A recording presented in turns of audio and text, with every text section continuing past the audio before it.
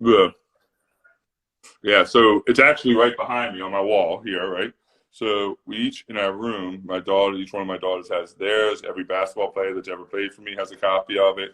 But it's a quote by Marianne Williamson, and it's in a book called Return to Love, and it's been recited over in movies. Nelson Mandela used it in one of his speeches, but Marianne Williamson wrote in this book that you know you playing small does not serve the world well.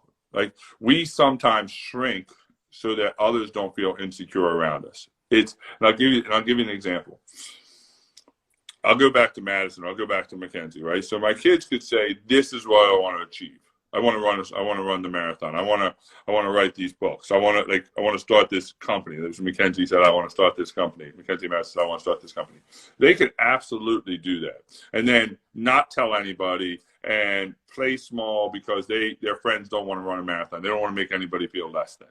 So we walk around and we unconsciously like shrink ourselves so other people don't feel like we're being egotistical, we're bragging, or doing this, right?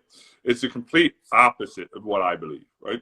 I believe that when you, and this is what this book says, is that when you let your own light shine. Yeah, can you hear me? Yeah. Did I lose you? Hello? You're good. Rob? Yeah. So the idea is when you let your light shine, when you talk about, hey, I'm going to achieve this and I'm going to go towards this. Not that I'm better, like Madison running a marathon, this doesn't make her better than any other human being in the world. She's just different, right? And so, but when she does that, she will liberate others to let their light shine. The challenge is we're so busy dimming our own light so that other people don't feel less than.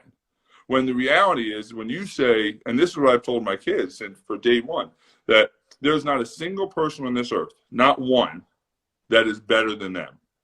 Not one.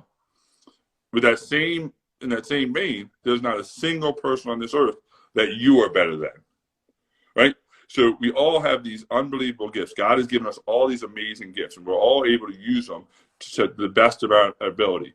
And so Madison is using hers to the best of her ability. Mackenzie is using hers. And when they do that, other people will look at them and talk to them and see them and say, I want to use my gifts too. And I'll give you a great example. And I'll kind of let you go after this, but we were at basketball practice. I coached my daughter's AAU basketball team for the last, I don't even know, 8 years, right? And we're a really good team, but horrible foul shooting team. Like horrible, 50% from the foul line, which was crazy because in the game, in practice, they can hit them all day long. And we shot 100 foul shots every practice. Every practice, 100 foul shots. Get to the game and they would miss them all. Oh, there you go. Yeah, I realized a couple of years ago why this was happening. They were getting to the foul line and they were looking up and they would take the foul shot. And the whole time they were worried during the game because their friends were watching, their parents were watching, people were quiet, and they were missing. And they were getting to the foul line and saying, please don't miss, please don't miss, please don't miss. That's the story they were telling themselves.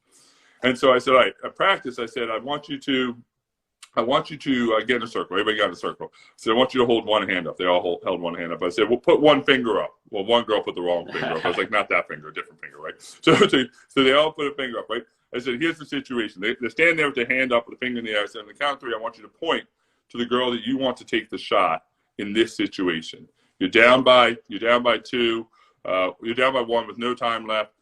1, 2, 3. I want you to point to the girl. And so everybody pointed to somebody else, except for one girl pointed to herself. And I said, why do you point to yourself? And she said, because I'll make these shots. I want to take these shots. I'll take these shots, right?